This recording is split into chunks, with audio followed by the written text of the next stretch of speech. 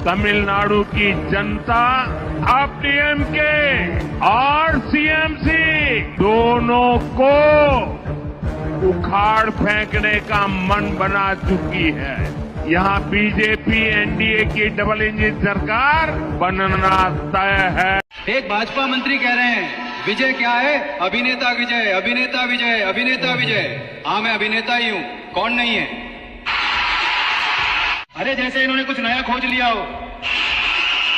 लेकिन मैं राजनीति में आकर नाटक नहीं किया। राजनीति में मैंने नाटक नहीं किया। लेकिन आप क्या कर रहे हैं? राजनीति में रहकर नाटक पर नाटक कर रहे हैं। तो क्या आप सभी को नाटक के कलाकार कह सकते हैं? केंद्र सरकार की सत्ता अपने हाथ में लेकर डीएमके का एक नाटक और कई अन्य लोगों का भी एक नाटक, तो क्या आप सबको एक खतरनाक नाटक कंपनी कहा जाए? इस भाजपा के सामने आत्मसमर्पण करने के साथ साथ इस भ्रष्टाचार में पूरी तरह से सने हुए ये दोनों हमें नहीं चाहिए।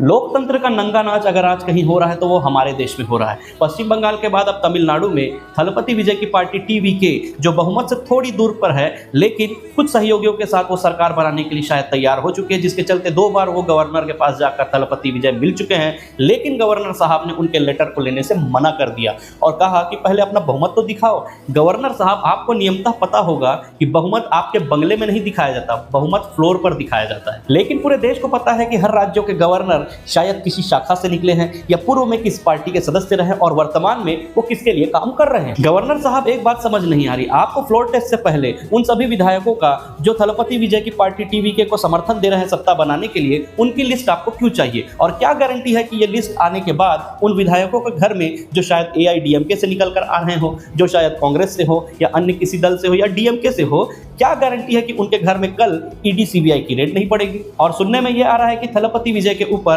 दबाव इस बात का बनाया जा रहा है कि वो एआईडीएमके से अपना गठबंधन कर ले, वो एआईडीएमके जो बीजेपी से गठबंधन करके तमिलनाडु के चुनाव में उतरी थी।